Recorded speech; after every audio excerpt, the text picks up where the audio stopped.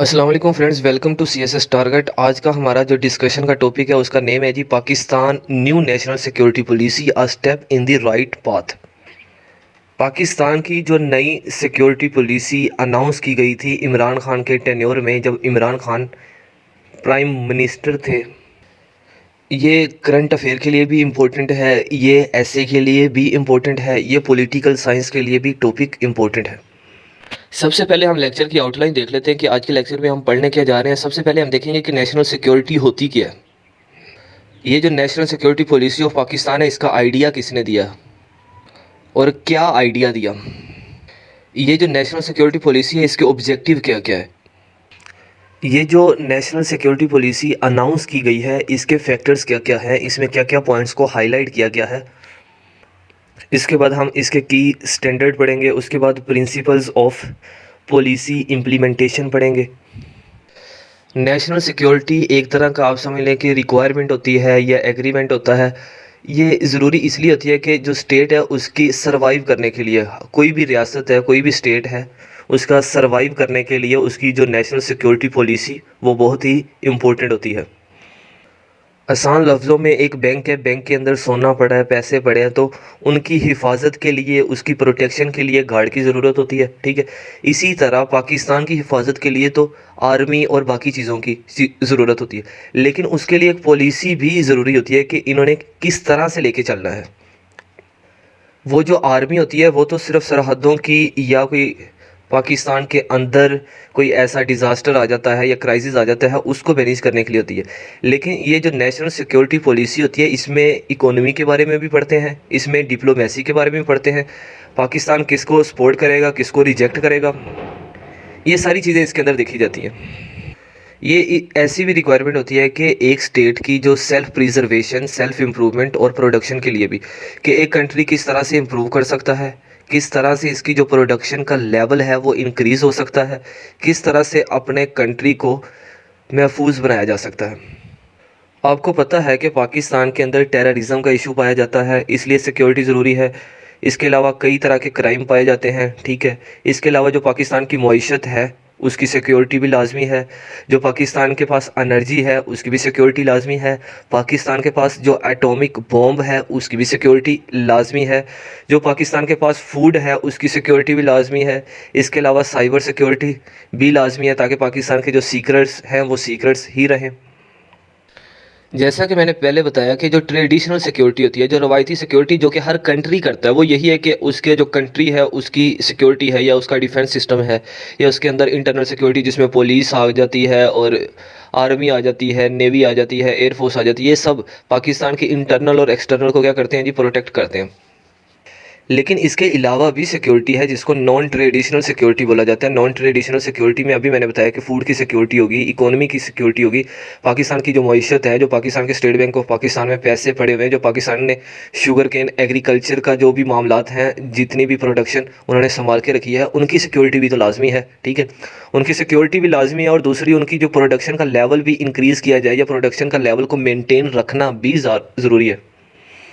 जिस तरह global order change हो रहा है, ठीक है, जैसे ग्लोबलाइज जो वर्ल्ड है वो चेंज हो रही है, जैसे कि दुनिया चेंज हो रही है। ठीक है, इन सिंपल वर्ड्स, दुनिया चेंज किस तरह हो रही है। दुनिया पहले एग्रीकल्चर पे बेस करती थी, आज के दौर में उन्होंने अपनी जो इकोनॉमी है वो इंडस्ट्री बेस कर ली है और इंडस्ट्री बेस से भी बढ़ के ज़्यादा जो इनकम है वो रेमिटेंस से आ रही है। ठीक है, दूसरा फॉरेन डायरेक्ट इन्वेस्टमेंट से आ रही है। तीसरा ये कि आज की दुनिया इंडस्ट्री से भी बाहर निकल के सोशल मीडिया ऐप से ज़्यादा पैसे कमा रही है। तो पाकिस्तान को भी ऐसी सिक्योरिटी की ज़रूरत है जिसके ज़रिए वो अपनी इकोनॉमी को बेहतर बना सके, वो अपनी इकोनॉमी को शिफ्ट कर सके एग्रीकल्चर से दूसरे सर्विसेज सेक्टर पे या इंडस्ट्री पे या सोशल या इंटरनेट की दुनिया पर। मतलब कि जिस तरह दुनिया का लेवल चेंज हो रहा है, दुनिया की इकोनॉमी का लेवल चेंज हो रहा है, दुनिया की सिक्योरिटी का लेवल चेंज हो रहा है, दुनिया का जो पिक एंड चूज़ का जो लेवल चेंज हो रहा है, इसी तरह पाकिस्तान को भी अपने डिज़ायर्स को देखते हुए नई पॉलिसीज़ बनाने की ज़रूरत थी। खैर, अभी तो हमने नेशनल सिक्योरिटी पॉलिसी होती क्या है वो देखा। अब देखते हैं idea of national security policy of Pakistan. ये जो पाकिस्तान की नेशनल सिक्योरिटी पॉलिसी है, इसका आइडिया किसने दिया, कब हुआ। ये 27 दिसंबर 2021 को जो पाकिस्तान की नेशनल सिक्योरिटी कमेटी है उसने पब्लिकली एक वर्जन ड्राफ्ट किया और पब्लिक के सामने रख दिया, जो कि national security policy of Pakistan थी। यानी कि उस कमेटी ने एक आइडिया दिया पब्लिक के सामने कि हम ऐसी नेशनल सिक्योरिटी पॉलिसी लेकर आना चाहते हैं। उसके बाद क्या होता है कि पाकिस्तान के अंदर 14 जनवरी 2022 को एक मुकम्मल एक ड्राफ्ट तैयार करके आवाम के सामने रख दिया जाता है। उसमें जो गलतियाँ कोताहियाँ हैं वो ठीक कर दी जाती हैं, जो कि 27 दिसंबर को हाईलाइट की जाती हैं कि भाई इसमें ये मसाइल हैं। और जो 14 जनवरी को एक ड्राफ्ट, एक मुकम्मल सिक्योरिटी पॉलिसी का जो पम्फलेट है, जो PDF फाइल है, वो शेयर कर दी जाती है, जिसके मुताबिक उनके मुताबिक उसमें मिस्टेक्स जो थी वो एलिमिनेट की जा चुकी हैं। ये 2022 से लेकर 2026 तक के लिए अनाउंस की गई थी। ये किसने की? प्राइम मिनिस्टर इमरान खान ने ये लॉन्च की। ये जो नेशनल सिक्योरिटी पॉलिसी का एक पम्फलेट है, जो छोटी सी बुक है, इसके 48 पेजेस हैं। ये जो इमरान खान है, इन्होंने आर्मी चीफ जो थे हमारे, जो एक्स थे कमर जावेद बाजवा, और दूसरा जो नेशनल सिक्योरिटी एडवाइज़र थे मोईद यूसुफ, जो कि आपको राइट साइड पे दिख भी रहे होंगे, इन तीनों ने मिलके ये लॉन्च की। अब इसका मतलब ये नहीं है कि ये 2021 में कमेटी ने ड्राफ्ट कर दिया और 2022 के अंदर आ गई। इसका जो इनिशिएटिव था कि ऐसी पॉलिसी बननी चाहिए, ये 2014 से स्टार्ट हो गया था। 2014 के अंदर जब नवाज शरीफ प्राइम मिनिस्टर थे पाकिस्तान के, तो उन्होंने ही ये इनिशिएटिव लिया था कि पाकिस्तान को एक नई नेशनल सिक्योरिटी पॉलिसी की ज़रूरत है। तो इसका मतलब ये हुआ कि पाकिस्तान को तकरीबन 7 साल लग गए, 7 ईयर्स का टेन्योर लगा, वक्त लगा नेशनल सिक्योरिटी पॉलिसी को एक फ़ाइनल, एक हतमी ड्राफ्ट देने में। अगर 2014 की बात करें तो तब प्राइम मिनिस्टर जो थे वो नवाज शरीफ थे। उस वक्त जो TTP तहरीक तालिबान पाकिस्तान है, उसका वायलेंस पाकिस्तान के अंदर, या उनकी एक्टिविटीज़ पाकिस्तान के अंदर पीक पर थी, बहुत ज़्यादा बढ़ गई थी। और अफ़गानिस्तान की बात करें तो अफ़गानिस्तान के बॉर्डर पे हमें खतरा लाहक था, और जो अफ़गानिस्तान का प्रेसिडेंट था वो चेंज हो गया था। हामिद करज़ई से एक नया प्रेसिडेंट आ गया था जिसका नाम था अशरफ गनी। तो जब भी एक नया प्रेसिडेंट या प्राइम मिनिस्टर आता है तो उसकी अपनी पॉलिसीज़ होती हैं, उसका अपना मिजाज होता है, वो उसी मिजाज के मुताबिक कंट्री या स्टेट को लेकर चलता है। अब इमरान खान का हम वो देख लेते हैं कि इमरान खान ने ये जो नेशनल सिक्योरिटी पॉलिसी है इसके बारे में क्या बोला। उनका कहना था कि human security for the Pakistani people, mutual coexistence in society of Pakistan provinces and building the Pakistani state on the model of Riyasat Medina. क्या मतलब? वो चाहते थे कि पाकिस्तान को एक रियासत मदीना जैसी एक फलाही रियासत बनाया जाए। तो जो मोईद यूसुफ थे, उनके जो सेइंग थी वो भी आपको नज़र आ रही होगी। उनका ये कहना था कि पाकिस्तान को इमेजिनेशन की दुनिया और जो रियलिटी है इसमें फ़र्क करना चाहिए। पाकिस्तान की जो एम्बिशंस हैं उनको एक अलग साइड पे रखा जाए, और जो रियलिटी है उसको देखकर जो एक सिक्योरिटी पॉलिसी है बनाई जाए, ना कि एम्बिशंस को देखते हुए, क्योंकि पाकिस्तान की एम्बिशंस तो कभी भी फुलफ़िल नहीं हो सकती। इस स्लाइड में यही बताया गया है कि पाकिस्तान का जो सेफ्टी, सिक्योरिटी, डिग्निटी, प्रोस्पेरिटी, इन सारी चीज़ों को मलहूज़े खाता रखा जाए, और पाकिस्तान के अंदर जो टेररिज्म है, वायलेंस है, सब नेशनलिज्म है, एक्सट्रीमिज़म है, सेक्टेरियनिज़म है, और ऑर्गेनाइज्ड क्राइम्स हैं। क्या मतलब? पाकिस्तान के अंदर दहशतगर्दी का एलिमेंट पाया जाता है। पाकिस्तान के अंदर कुछ ऐसे लोग पाए जाते हैं जो कि सिर्फ अपने ही सूबे या अपने ही सिटी को सपोर्ट करते हैं, पाकिस्तान जहाँ मर्जी जाए वो नहीं देखते। इसके अलावा पाकिस्तान के अंदर फ़िरका वारियत पाई जाती है। इसके अलावा कुछ ऑर्गेनाइज्ड क्राइम्स पाए जाते हैं। इन सब को देखते हुए एक नई नेशनल सिक्योरिटी पॉलिसी दरकार थी, जो कि इन सब इश्यूज़ को देखे कि इन सब इश्यूज़ को किस तरह से रिज़ोल्व किया जाए। इसके अलावा जो नेशनल सिक्योरिटी पॉलिसी है, इसका एक और ऑब्जेक्टिव ये था कि पाकिस्तान का जो सॉफ्ट इमेज है, जो इस्लामिक वेलफेयर स्टेट है, जो कि इस्लामिक वेलफेयर स्टेट के अंदर क्या क्या होता है जी, जस्टिस होती है, इक्वलिटी होती है, टॉलरेंस होता है। इन सब प्रिंसिपल्स को देखते हुए दुनिया के सामने पाकिस्तान का ऐसा इमेज जाना चाहिए कि पाकिस्तान एक ऐसा मुल्क है जिसके अंदर जस्टिस है, इक्वलिटी है, टॉलरेंस है। एक पाकिस्तान एक वेलफेयर स्टेट है। पाकिस्तान का एक और भी नेशनल सिक्योरिटी पॉलिसी का मकसद ये है कि पाकिस्तान की जो नेबर कंट्रीज़ हैं, पाकिस्तान उनके साथ क्या चाहता है जी, पीस चाहता है। ठीक है, वो उनकी टेरिटरी पे रहें और हम अपनी टेरिटरी पे रहें। वो भी इंडिपेंडेंट है, हम भी इंडिपेंडेंट हैं, और दोनों कंट्रीज़ या पाकिस्तान के जितने भी नेबर कंट्रीज़ हैं, पाकिस्तान उनके साथ मिल के खुशहाली चाहता है। और जो पाकिस्तान के अंदर गुर्बत की ज़िंदगी जी रहे हैं, ठीक है, जिनको इक्वलिटी नहीं मिल रही, उनको इक्वलिटी मिलनी चाहिए। एक बैलेंस्ड डेवलपमेंट सिस्टम होना चाहिए। अब हम बात करते हैं factors which articulated the NSP। क्या मतलब?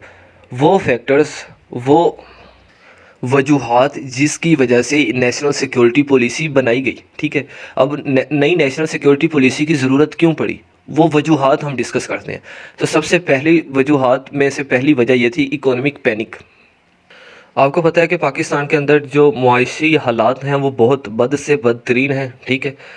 इसको हल करने के लिए नेशनल सिक्योरिटी पॉलिसी को आर्टिकुलेट किया गया या बनाया गया। पाकिस्तान के अंदर आप देखें कि इन्फ्लेशन, महंगाई बहुत ज़्यादा हो चुकी है। पाकिस्तान के अंदर एनर्जी की जो एनर्जी क्राइसिस भी है और जो एनर्जी अवेलेबल है उसकी प्राइसेस बहुत ज़्यादा हो चुकी हैं। इसके अलावा पाकिस्तान का जो कर्ज़ा है वो बहुत ज़्यादा बढ़ चुका है। इसके अलावा पाकिस्तान के जो स्टेट बैंक है इसमें फ़ॉरेन करेंसी ना होने के बराबर है। इसके बाद जो दूसरी वजह थी IMF एंड FTF मीनेस या FATF मेनेस। आपको पता है कि IMF की तरफ से पाकिस्तान को बहुत ज़्यादा प्रेशराइज़ किया गया था कि भाई आप ये चेंजेस लेके आए। IMF ने पाकिस्तान को बहुत ज़्यादा प्रेशराइज़ किया था कि ये चेंजेस लेके आए जाए पाकिस्तान के अंदर, इन सेक्टर्स पे इनकी जो अमाउंट है वो बढ़ा दी जाए, तब ही आप लोग हमें रीपे कर सकोगे। इसके अलावा FATF का मसला था, फाइनेंशियल एक्शन टास्क फोर्स का मसला था, जिसमें पाकिस्तान को ग्रे लिस्ट में डाल दिया गया था। अब पाकिस्तान ग्रे लिस्ट से निकल के वाइट लिस्ट में आ चुका है। इसके अलावा जो पाकिस्तान के अंदर तीसरा मसला था वो था ग्रोइंग एथनो रिलीजियस बिगोटरी। क्या मतलब, पाकिस्तान के अंदर फ़िरका वारियत के जो मसाइल थे, जैसे कि बरेलवी, देवबंदी, ठीक है, इनके आपसी मसाइल को हल किया जाए, ये भी फैक्टर वजह बनी नेशनल सिक्योरिटी पॉलिसी बनने की। इसके अलावा अब सर्ज इन ब्लैशमी किलिंग्स, किसी पर भी तौहीन रिसालत का इल्ज़ाम लगाकर अगर उसने की है या नहीं की, अदालत में ले जाने की बजाय या उसका एक प्रॉपर वे निकालने की बजाय उसे किल कर देना पाकिस्तान के अंदर। इन इजी वर्ड्स बताऊं तो इस्लाम के नाम पर बेजा बगैर किसी डर के किसी को कत्ल कर देना। इसके अलावा पाकिस्तान के अंदर TLP का फैक्टर पाया जाता है, तहरीक लब्बैक पाकिस्तान। जो गवर्नमेंट थी, TLP के सामने गवर्नमेंट का सरेंडर कर देना, ये इस बात का सबूत था कि स्टेट इतनी पावरफुल नहीं है कि इन जैसे फैक्टर से लड़ सके। तो ऐसे फैक्टर से मज़ीद लड़ने के लिए नेशनल सिक्योरिटी पॉलिसी को आर्टिकुलेट किया गया या बनाई गई। इसके अलावा swelling terrorist activities of TTP, जो तहरीक तालिबान पाकिस्तान है, इन्होंने पाकिस्तान के अंदर एक तरह का उद्यम मचा रखा है जी। इनकी जो सरगर्मियां हैं वो बढ़ती ही जा रही है। इनके जो रिलेशंस हैं वो अफ़गानिस्तान के अंदर के साथ हैं। इसके अलावा अभी प्रीवियस डेज़ में इन्होंने एक सवाल के अंदर एक अपना ही बॉर्डर बना लिया था। तो TTP का जो वायलेंस है इसको काउंटर करने के लिए भी national security policy of Pakistan बनाई गई। इसके अलावा escalating non traditional security threats, Pakistan के अंदर कुछ नॉन ट्रेडिशनल सिक्योरिटी थ्रेट आए, जैसे कि पाकिस्तान के अंदर हालिया दिनों में एक फ्लड आया, ठीक है। पाकिस्तान के अंदर गर्मी में इतनी ज़्यादा गर्मी हो जाना कि लोग मरने शुरू हो जाने, बिलखुसूस कराची वगैरह में, ठीक है। इसके अलावा पाकिस्तान के अंदर कोरोना वायरस का आ जाना, ठीक है, स्टेट के अंदर आ जाना, ठीक है। ये एक नॉन ट्रेडिशनल सिक्योरिटी थ्रेट होते हैं, यानी कि ये रवायती नहीं होते, ये मौसमी होते हैं। हर साल कोई ना कोई नया पेंडेमिक आ जाता है, फ्लड टाइप आ जाता है, हीट वेव्स आ जाती हैं, बारिशों का ज़्यादा हो जाना हो जाता है जी।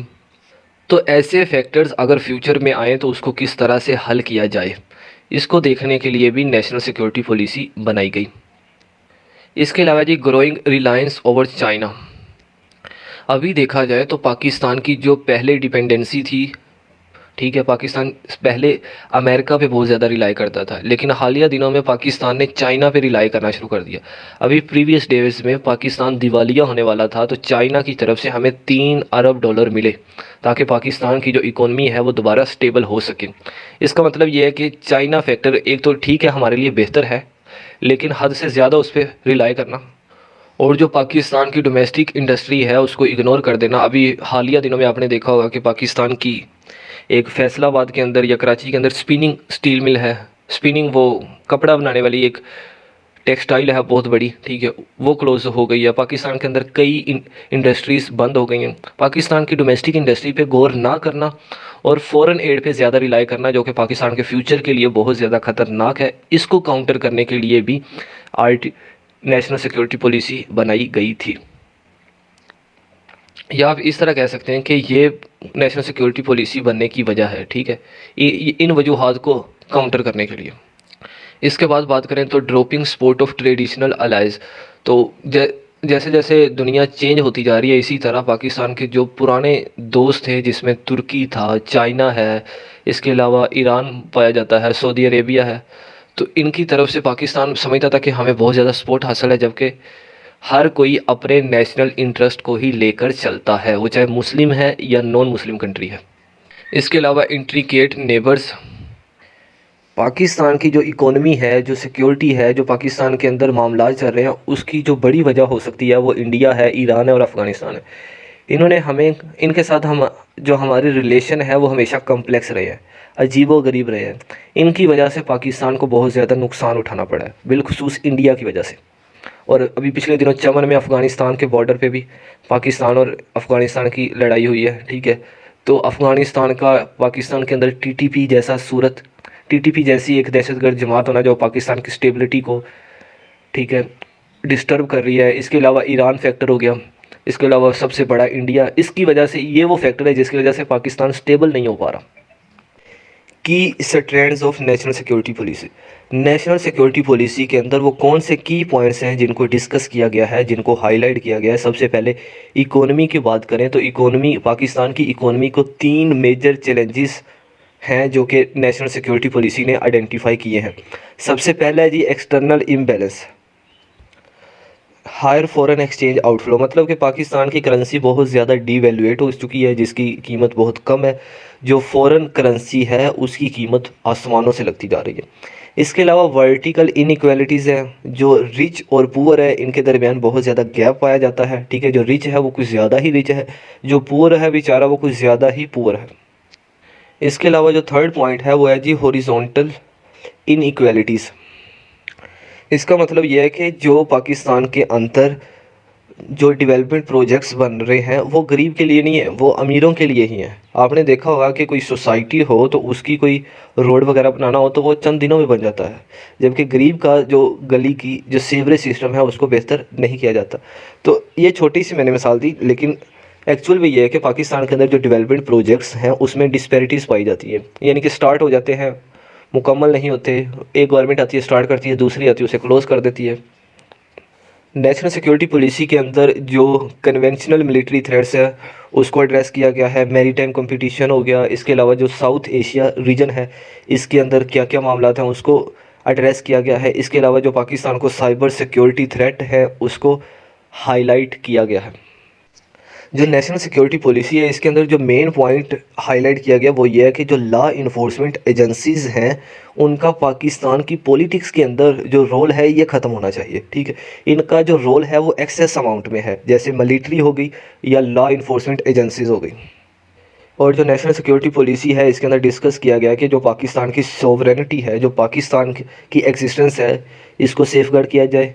इसके अलावा जो पाकिस्तान के नेशनल बॉर्डर्स हैं इसको डिफेंड किया जाए। पाकिस्तान के अंदर इकोनॉमिक डेवलपमेंट है इसको इन्हेंस किया जाए। इसके अलावा जो पाकिस्तान के अंदर सिटीज़न रहते हैं उनकी प्रॉपर्टी को, उनकी लाइफ को प्रोटेक्ट किया जाए। और ऐसे फैक्टर्स जो लोगों को आपस में जुड़ के रहने से डिसइंटीग्रेट कर रहे हैं, मुंतशिर कर रहे हैं, दूर कर रहे हैं पाकिस्तानियों को, जैसे कि पंजाबी को पठान से दूर कर रहे हैं, ठीक है, बलूची को सिंधी से दूर कर रहे हैं, ऐसे फैक्टर्स को एलिमिनेट किया जाए। नेशनल सिक्योरिटी पॉलिसी के अंदर ये भी डिस्कस किया गया कि पाकिस्तान जो है इंडिया के साथ अच्छे रिलेशन चाहता है, लेकिन इस यानी कि जो इम्प्रूव रिलेशन चाहता है पाकिस्तान जो है वो इंडिया के साथ अच्छे रिलेशन चाहता है, लेकिन इन इश्यूज़ को पहले सोल्व कर लिया जाए। उस इशू में सबसे पहले है जो लाइन ऑफ कंट्रोल है, जो सीज़ फायर, इस पर सीज़ फायर होना चाहिए, ठीक है। इंडिया बार बार उसकी क्या कर रहा है जी, वायलेशन कर रहा है। इसके अलावा कश्मीर के अंदर ह्यूमन राइट्स की वायलेशन की जा रही है। पाकिस्तान जो एक नॉर्मल बंदा, जो सिटीजन है, आम आदमी है, उसकी लाइफ पर स्पेंड करने की बजाय पाकिस्तान कन्वेंशनल और नॉन कन्वेंशनल आर्म्स पे ज़्यादा स्पेंड कर रहा है, इसको कम किया जाए। पाकिस्तान के अंदर साइबर क्राइम्स बहुत ज़्यादा हो रहे हैं, इसको किया जाए। इसके अलावा पाकिस्तान के अंदर जो टेररिज्म का इशू है इसको रिज़ोल्व किया जाए। इसके अलावा जो ये पॉइंट है ये मैं पहले डिस्कस कर चुका हूँ कि सेफ्टी, सिक्योरिटी, डिग्निटी, प्रोस्पेरिटी, ये पाकिस्तानी पीपल्स का जो राइट है इसको भी देखा जाएगा, जो नेशनल सिक्योरिटी पॉलिसी के अंदर लिखा हुआ है जी। नेशनल सिक्योरिटी पॉलिसी के अंदर ये भी पॉइंट डिस्कस किया गया है कि जो सीपेक का सेकंड फेज़ है उसको कंप्लीट किया जाएगा, जो कि तकरीबन कंप्लीट हो चुका है। जो बड़ी पावर्स हैं उनके साथ पाकिस्तान को जो रिलेशन है, बैलेंस रिलेशन बिल्डअप करने की ज़रूरत है, जैसे कि रशिया और अमेरिका। नेशनल सिक्योरिटी पॉलिसी के अंदर एक और पॉइंट डिस्कस किया गया कि हेल्थ की सिक्योरिटी होनी चाहिए, जो पाकिस्तान के अंदर वाटर और क्लाइमेट चेंज है इसकी मैनेजमेंट होनी चाहिए, इसके अलावा जो जेंडर सिक्योरिटी होनी चाहिए। और इन सब की सिक्योरिटी के लिए पाकिस्तान सबको, वो चाहे मिलिट्री है या सिविल है, इन सब की कलेक्टिव एफर्ट्स चाहिए। इसके अंदर ये डिस्कस किया गया है कि पाकिस्तान को जो क्लाइमेट चेंज का जो फैक्टर है इस पर भी देखना चाहिए कि जो क्लाइमेट चेंज पाकिस्तान पे बहुत ज़्यादा बुरे असरार डालता है, इसको हल किया जाए। इसके अलावा जो सी पैक है इस पर ज़्यादा गौर किया जाए। इसके अलावा जो टैपी गैस पाइपलाइन है इसको देखा जाए, इन प्रोजेक्ट्स को कंप्लीट किया जाए। पाकिस्तान को रिलायबल ट्रेड पार्टनर ढूंढने की ज़रूरत है, ठीक है, जो कि चाइना और यूरोप की जो मार्केट्स हैं इससे बेहतर कोई नहीं हो सकता। नेशनल सिक्योरिटी पॉलिसी के अंदर एक और पॉइंट डिस्कस किया गया है कि पाकिस्तान को यूएन के साथ, वर्ल्ड बैंक के साथ, आईएमएफ के साथ अच्छे रिलेशंस रखने चाहिए। नेशनल सिक्योरिटी पॉलिसी के अंदर एक और पॉइंट डिस्कस किया गया है कि भाई पाकिस्तान इस्लामोफोबिया के खिलाफ, ठीक है, खिलाफ खड़ा है, पाकिस्तान इनजस्टिस के खिलाफ खड़ा है, पाकिस्तान जेनोफोबिया के खिलाफ खड़ा है। यानी कि ये जो इश्यूज़ हैं पाकिस्तान इन सब के खिलाफ है। जो देहाती एरियाज़ हैं उनके अंदर जो प्रेग्नेंट वुमेंस होती हैं या हेल्थ के इश्यूज़ हैं इनको भी देखा जाएगा। अब हम इसके जो नेशनल सिक्योरिटी पॉलिसी की इम्प्लीमेंटेशन के प्रिंसिपल्स को डिस्कस कर लेते हैं। सबसे पहला है जी इंक्लूसिविटी। ये जितने भी पॉइंट्स हमने पीछे डिस्कस किए कि नेशनल सिक्योरिटी पॉलिसी के अंदर ये पॉइंट है, ये पॉइंट है, ये पॉइंट है, ये पॉइंट है, ये जितने भी पॉइंट्स हैं इन सारे पॉइंट्स को या एम्स को हासिल किया जा सकता है। लेकिन कोई पाकिस्तान की मिलिट्री का रोल सिर्फ हो तो इन पॉइंट्स को हासिल नहीं किया जा सकता, सिर्फ गवर्नमेंट का हो तो तब भी इस पॉइंट को हासिल नहीं किया जा सकता, या आप कह सकते हैं इंश्योर नहीं किया जा सकता। ये जितने भी हमने पॉइंट्स डिस्कस किए इनको हासिल करने के लिए, इंश्योर करने के लिए, पाकिस्तान के अंदर इम्प्लीमेंट करने के लिए पाकिस्तान की गवर्नमेंट, मिलिट्री, सिविल या जितने भी प्राइवेट एंटरप्राइजेस हैं, जितने भी लोग हैं, इन सब की कलेक्टिव एफर्ट चाहिए। ये सब मिलकर काम करेंगे तो ये पॉइंट्स को हासिल कर सकेंगे और पाकिस्तान प्रोस्पेरिटी की तरफ जाएगा। इंक्लूसिविटी का मतलब यही होता है कि सब मिलकर काम करेंगे। दूसरे नंबर पे हमारे पास पॉइंट है इंट्रोस्पेक्शन। क्या मतलब, पाकिस्तान को, जो पाकिस्तान के लोग हैं, जो सिविल सोसाइटी है, मिलिट्री है, प्राइवेट इंस्टीट्यूट हैं, गवर्नमेंट इंस्टीट्यूट हैं, गवर्नमेंट डिपार्टमेंट्स हैं, इन सब को चाहिए कि अपना सेल्फ़ एनालिसिस करें। सेल्फ़ एनालिसिस करने से क्या होगा कि वो देख पाएंगे कि उनके अंदर कौन कौन सी बुराइयां पाई जाती हैं, कौन कौन सी मिस्टेक्स पाई जाती हैं, ताकि वो उनको दूर कर सकें। जैसा कि मैं आपको एक मिसाल दे देता हूँ, जैसे कि कोई पंजाबी है तो पंजाबी ये समझता है कि पंजाबी सुपीरियर लैंग्वेज है, ठीक है, वो सराइकी, पश्तो, बलोची इन ज़ुबानों को अहमियत नहीं देता। वो कहता है जी भाई हम ही हैं। लाहौर वाले ये समझते हैं कि भाई लाहौरी सबसे सुपीरियर है, जबकि as a Pakistani, as a Muslim हम सब एक हैं, ठीक है, कोई किसी से सुपीरियर नहीं है। ना पश्तो सुपीरियर है, ना उर्दू सुपीरियर है, ना पंजाबी सुपीरियर है, ठीक है, सब की सब लैंग्वेजेस बराबर हैं, ठीक है। अगर सुपीरियर हैं तो सारी सुपीरियर हैं, ठीक है। तो ऐसी बातों पर लेके झगड़ा नहीं करना चाहिए। यानी कि पाकिस्तान के अंदर जो ये जब सेल्फ़ एनालिसिस करेंगे तो जो मिस्टेक्स पाई जाती हैं, जो इनके जहनों में फतूर पाया जाता है, वो बेहतर हो सकेगा। इसके अलावा जो तीसरा पॉइंट है वो कंसिस्टेंसी है। क्या मतलब, जब पाकिस्तान के सारे लोग मिलकर काम करेंगे, उसके अलावा इंट्रोस्पेक्शन हो जाएगा, ठीक है, वो अपना सेल्फ़ एनालिसिस कर लेंगे। सेल्फ़ एनालिसिस करने के बाद कंसिस्टेंसी चाहिए, ठीक है। जब सेल्फ़ एनालिसिस कर लेंगे मिस्टेक्स को दूर करने के लिए, ये नहीं है कि एक दिन दूर कर ली, जो मामला थे उसको ख़त्म कर लिया, अगले दिन दोबारा वही झगड़े। जो झगड़े एक दफ़ा ख़त्म हो गए उन्हें दूर कर देने की ज़रूरत है, ठीक है। पाकिस्तान के जितने लोग वर्क कर रहे हैं, जो पाकिस्तान की खुशहाली के लिए काम कर रहे हैं, तो उनकी कंसिस्टेंसी, उनका लगातार काम करना, उनका कंटिन्यूली वर्क करना बहुत ही ज़्यादा ज़रूरी है। नंबर 4 पे है जी मेकिंग पब्लिक सर्विस रिस्पॉन्सिव। जो पाकिस्तान के अंदर पब्लिक सर्विस के ऑफिस हैं, जिसमें हमारी जुडिशरी आ जाती है, इसके अलावा जो हमारे गलियों के, हमारे डेली लाइफ के मसाइल हैं, अगर जो पब्लिक सर्विस सर्वेंट हैं, जो ऑफिसर्स हजरात हैं, अगर लोगों के मसाइल का जो हल है वो जल्दी करेंगे तो वो रिस्पॉन्सिव होंगे। इन इजी वर्ड्स के उन्हें अपनी ड्यूटी को समझना चाहिए, लोगों के मसाइल को हल करना चाहिए वो अपनी ज़िम्मेदारी समझे, अपनी ड्यूटी को समझे कि भाई हम यहाँ पे बैठे हैं लोगों के मसाइल हल करने के लिए, ठीक है। अगर किसी का सीवरेज सिस्टम ख़राब है तो वो हमने ठीक करना है, रोड ख़राब है तो वो ठीक करना है। पाकिस्तान के अंदर अनएम्प्लॉयमेंट का फैक्टर है, इसको दूर करना है, ठीक है। अगर कोई जो कोर्ट्स वगैरह के मसाइल हैं, थाना कचहरी के मसाइल हैं, ठीक है, लोगों को जस्टिस प्रोवाइड करना है। तो ये सारे मामला तभी पॉसिबल हैं जब ये अकाउंटेबल होंगे, ठीक है। जब गवर्नमेंट इन पे चेक एंड बैलेंस रखेगी और आवाम भी इन पे चेक एंड बैलेंस रखेगी, तब जाके ये रिस्पॉन्सिव होंगे और अपना काम करेंगे। और जो रिश्वत जैसे कॉन्सेप्ट है ये खुद ब खुद ही दूर हो जाएंगे। इसके बाद ये है जी चैनलाइज इकोनॉमिक पॉलिसीज़। तो पाकिस्तान के अंदर जो इकोनॉमिक पॉलिसीज़ हैं इनको चैनलाइज करने के लिए, जो नेशनल सिक्योरिटी पॉलिसी को एग्जीक्यूट करने के लिए या इसकी सक्सेसफुल के लिए या इसकी प्रोग्रेस के लिए ज़रूरी है कि जो पाकिस्तान के अंदर जिसकी इनकम कम है या जो मिडिल तबके का है या जो रिच तबके का है, इन सबको एक प्लेटफॉर्म पे लाना चाहिए, ठीक है। जो गरीब है इस पर टैक्सेस कम होने चाहिए, जो रिच है इस पर टैक्सेस ज़्यादा होने चाहिए।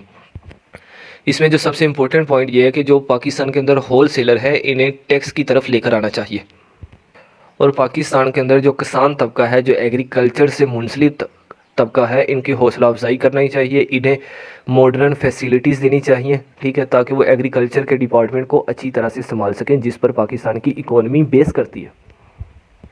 पाकिस्तान को इधर पीसफुल इन्वायरमेंट बनाने की ज़रूरत है ताकि बाहर से लोग आएँ और पाकिस्तान के अंदर ज़्यादा से ज़्यादा इन्वेस्ट करें और पाकिस्तान के लोगों को रोज़गार मिले।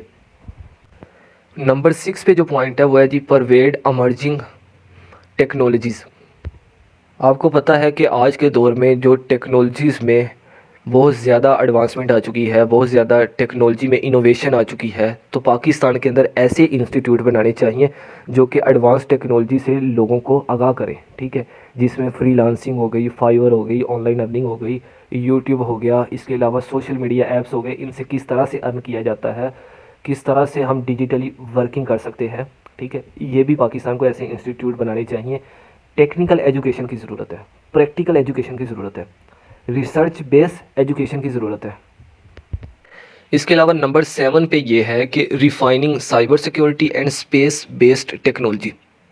पाकिस्तान का जो आर्मी का सिस्टम है या जो सीक्रेट एजेंसीज़ हैं या जो प्राइम मिनिस्टर का ऑफिस है, ठीक है, या प्रेसिडेंट का ऑफिस है, तो यहाँ पे जो उनकी टॉक वगैरह होती है, जो बातचीत होती है, जो पाकिस्तान की सिक्योरिटी को लेके, पाकिस्तान के फ्यूचर को लेके बातचीत होती है, इसको सिक्योर बनाने की ज़रूरत है। और इसको सिक्योर बनाने के लिए पाकिस्तान को एक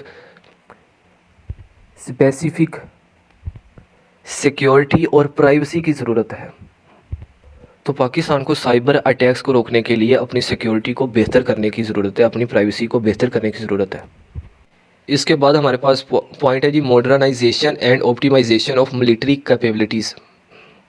नेशनल सिक्योरिटी पॉलिसी को सक्सेसफुल बनाने के लिए ज़रूरी है कि जो हमारी मिलिट्री है इसकी कैपेबिलिटी को बढ़ाया जाए, इसके अंदर नए तरह के मिसाइल, गाइडेड मिसाइल, वॉरशिप्स को इंट्रोड्यूस किया जाए, यानी कि इसके अंदर इनोवेशन की जाए, ताकि जो पाकिस्तान को फ्यूचर चैलेंजेस आएँ, जो पाकिस्तान की स्टेट को आएँ सिक्योरिटी के हवाले से, उसको काउंटर किया जा सके, उसके साथ कॉम्बैट किया जा सके।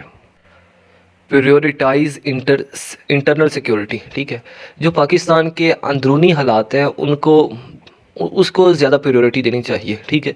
जैसे कि पाकिस्तान के अंदर तहरीक तालिबान के बम्बार्डमेंट अटैक्स हो गए, इसके अलावा पाकिस्तान के अंदर ख़ुदकुशियाँ हो गई, इसके अलावा जो किसी आम शहरी की जो ज़िंदगी है वो प्रोटेक्टेड नहीं है, जब मर्ज़ी जिसको मर्ज़ी किल कर दिया जाता है, ठीक है। इसके अलावा पाकिस्तानियों का पाकिस्तान के जस्टिस सिस्टम पे बिलीव ना होना, ये भी एक वजह है। पाकिस्तान के अंदर रेप, मर्डर, इन जैसे मसाइल को हल करने के लिए जो पाकिस्तान की इंटरनल सिक्योरिटी है उसको मजबूत बनाने की ज़रूरत है। पाकिस्तान के अंदर जो जस्टिस सिस्टम है उसको थोड़ा सा रिस्पॉन्सिव और थोड़ा सा रैपिड बनाने की ज़रूरत है, ठीक है। ये नहीं है कि एक केस को 5-6 साल लग जाए उसको सोल्व होने में, उसको जल्दी से जल्दी सोल्व किया जाए। इसके बाद नंबर 10 पे है जी proactive and pragmatic foreign policy approach. Pakistan को ऐसी फॉरेन पॉलिसी की ज़रूरत है जिसमें पाकिस्तान एक बैलेंस हो, ठीक है। ये ना हो कि हमारी फॉरेन पॉलिसी से ऐसा शो ना हो रहा हो कि हम बहुत ज़्यादा चाइना पे रिलाई कर रहे हैं, ठीक है। हमारी फॉरेन पॉलिसी पे ऐसा शो ना हो रहा हो कि हम सिर्फ अमेरिका के साथ ही हैं। पाकिस्तान को अपने इकोनॉमी और सिक्योरिटी के चैलेंजेस को देखते हुए सबके साथ बैलेंस रिलेशन रखने की ज़रूरत है। ये ना हो कि किसी के ख़िलाफ़ एक्सट्रीमिज़म का कॉन्सेप्ट हो और एक किसी के साथ बेस्ट फ्रेंडशिप का कॉन्सेप्ट पाया जाए, सबको एक ही लिस्ट में, एक ही प्लेटफॉर्म में रखा जाए। इसके बाद नंबर 11 पे है इंश्योर जेंडर इक्विटी। पाकिस्तान के अंदर 8 मार्च को वुमेंस डे मनाया जाता है। वो कहते हैं कि भाई जो वुमेन राइट्स हैं इनको इक्वल, यानी कि वुमेन को इक्वल राइट्स मिलने चाहिए, ठीक है। पाकिस्तान के अलावा इसके और भी एहतजाज होते हैं। इसके ये लेस्बियन हो गए, गे हो गए, बाइसेक्सुअल हो गए, ट्रांसजेंडर हो गए, नॉन मुस्लिम्स हो गए, या फॉरेन कंट्री से पाकिस्तान में आकर जॉब करने वाले हो गए, या पाकिस्तान के अपने सिटीजन्स हो गए, इन सबको इक्वल राइट्स देने चाहिए पाकिस्तान को। और पाकिस्तान के अंदर जितने भी डिपार्टमेंट्स हैं इन सब का कोटा रखा जाना चाहिए, ठीक है, जो कि ऑलरेडी है, ठीक है। नॉन मुस्लिम्स के लिए है और ये ट्रांसजेंडर वगैरह के लिए भी है, लेकिन इसके बावजूद भी पाकिस्तान के अंदर बहुत ज़्यादा प्रोटेस्ट किया जाता है। तो प्रोटेस्ट अगर इनएलिजिबल है, यानी कि बेतुका किया जा रहा है, तो इसको भी इग्नोर किया जाना चाहिए। इसको भी पाकिस्तान को एलिमिनेट करना चाहिए कि भाई आपको राइट्स मिल रहे हैं, आप क्यों सड़कों पे आ रहे हैं। अगर उनको उनके राइट्स नहीं मिल रहे तो पाकिस्तान को चाहिए कि उनको उनके राइट्स दें और इन्हें प्रोटेस्ट करने से रोकें, ठीक है। जब ये सड़कों पे आ जाते हैं तो पाकिस्तान का जो इकोनॉमिक स्केड्यूल है या पाकिस्तान का जो ट्रांसपोर्ट सिस्टम है ये डिस्टर्ब हो जाता है। इसके अलावा अफेक्टिव पॉपुलेशन मैनेजमेंट होनी चाहिए। पाकिस्तान आपको पता है कि आबादी के लिहाज से बहुत बड़ा कंट्री है, तकरीबन 5वां बड़ा कंट्री है दुनिया में। तो अगर इतनी आबादी बढ़ गई है, या तो पॉपुलेशन को डिक्रीज़ करने का या पॉपुलेशन को बैलेंस करने का कोई इन्हें वे निकालना चाहिए। अगर नहीं तो जो पाकिस्तान की यूथ है उसे स्किलफुल बनाना चाहिए, ठीक है। अगर पाकिस्तान के अंदर जॉब होगी तो फिर पॉपुलेशन से फ़र्क नहीं पड़ता। तो पाकिस्तान को स्किलफुल, स्किल्स बेस्ड एजुकेशंस देने की या टेक्निकल एजुकेशंस देने की ज़रूरत है अपने शहरियों को। इसके बाद हेल्थ सिक्योरिटी की बात की जाए तो पाकिस्तान के अंदर जो लोगों के अंदर डिसीज़ पाई जाती हैं, जैसे कि पेंडेमिक हो गई, एपिडेमिक हो गई। इसके अलावा अभी प्रीवियस डेज़ में जो सबसे इम्पोर्टेंट पॉइंट है, इस्लामाबाद के लोगों में HIV का पाना, इसको यानी कि इसको इंक्रीज़ होने से कम किया जाए, यानी कि एक्सपेंड नहीं करना चाहिए इसको। अगर ये एक्सपेंड हो गया तो हर दूसरे या तीसरे बंदे में HIV पाया जाएगा, जो कि आपको पता है एक शख्स से दूसरे शख्स पे इजीली ट्रांसफ़र हो सकता है जी। तो पाकिस्तान को जो बीमारियां हैं इनसे कॉम्बैट करना चाहिए, लोगों को इनकी प्रिवेंशन बतानी चाहिए, ठीक है। और हेल्थ केयर बतानी चाहिए कि आपको इस तरह की खुराक इस्तेमाल करनी चाहिए, इस तरह की नहीं करनी चाहिए, ठीक है। ये पाकिस्तान के सिटीज़न्स की भी ज़िम्मेदारी बनती है कि वो हेल्दी फूड लें। इसके अलावा नंबर 14 पे है हमारे पास climate adaptation and sustainable water management.